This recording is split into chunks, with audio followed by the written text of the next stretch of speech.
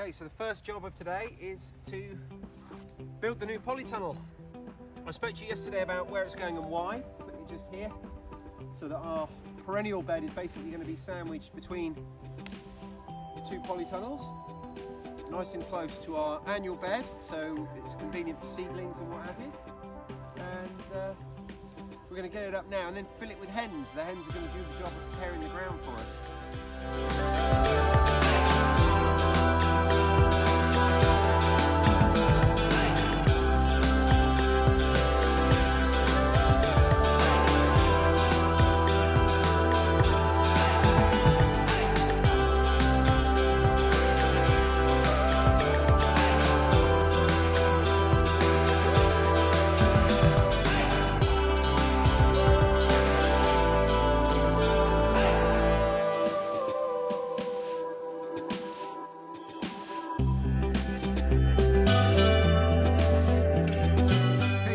Built, and through experience when we did the last one, the frame is 80% of the work.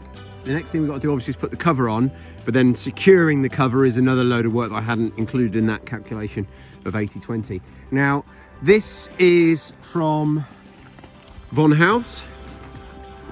It's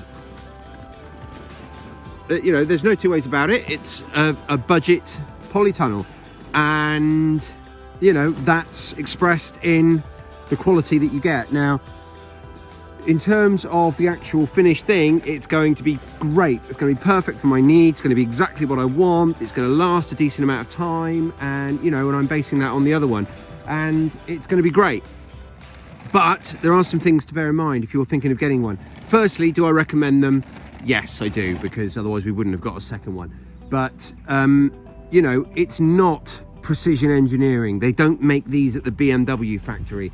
A lot of the screws, the nuts and bolts, I don't know what you picked up in the time lapse, how easy it was to see, but it was a real struggle to get some of them lined up. They provide everything you need to put it together. So they provide all the nuts and bolts and 2 of these spanners. Is that everything you need to put it together? Kinda. I had to use a rock hammer to get some of those bolts through the holes, and I had to use a couple of other bits just to get things tightened up and squared away. So you don't need a lot of kit. Could you do it with what they provided? Yeah, probably, although you might want a rock as well. But that none of this is to say that I'm complaining. That's not the case at all. I'm just letting you know, if you decide to get one of these, what you're in for. And generally speaking, in terms of value for money, I think it's excellent. I can't tell you what it costs because it was a Christmas present, but I know that it will be extremely affordable.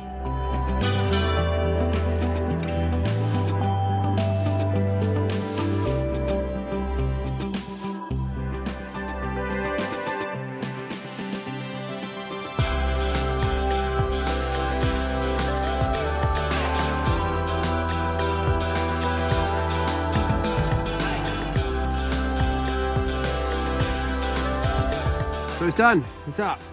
All I need to do now is secure it in place.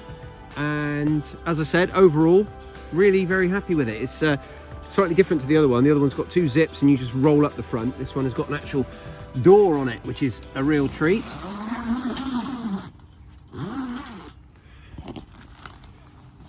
It's more than I'm used to.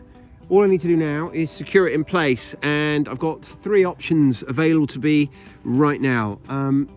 What I did over here with this one is I drove a post into the ground in the 4 corners, and then I ran a timber between them and lapped the little flap up over and fixed it to that. So I've got that as an option. That's worked really well. I did that once and I've not needed to touch it since. The other option, it's a more traditional option for polytunnels, is to basically dig away this ground, put that in the ground, in the hole that I've dug, and then refill it. I may do that. The third option is just to put some weights on it. Now, that's a more temporary option, I think, but that might be what we do today, just because it's going to take a lot less time, and I'm not sure how capable my wrist is going to be at digging. But actually, I think I'm okay. I think I might dig it. I think that's what I'm going to do. I'm going to dig it. So, yeah, I reckon it'll only take me 20 minutes or so. Just dig a quick trench, take the sods out, push that in the ground and then put them back. And then the idea is once that's in place, and when we've got a bit of time to do it, we'll be moving some hens in here. We'll be taking 10 hens from the chicken trailer over there where they're struggling with the muddy ground and putting them in here. It's going to serve two purposes. It's going to obviously relieve some of the ground pressure over there, but also it's going to prepare my ground for the spring. They'll get through all this, they'll scratch up the surface and they'll fertilize it all ready for the spring. So can't wait to get that happening. It's a real permaculture way of doing things, you know, rather than digging the ground up, we're just going to allow chickens to prepare it for us.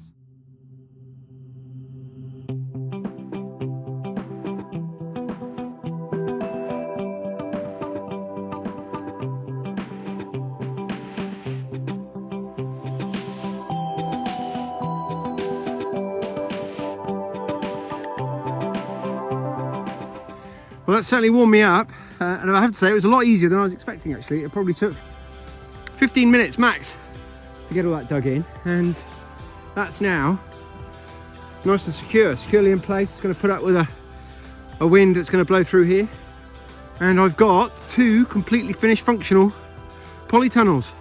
So it's slightly smaller than my last one, and the plan's going to be I'm going to set a load of benches and tables up in here, and this one's going to be predominantly for seedlings. Which means I'm going to be able to give over this to a few more pots of things.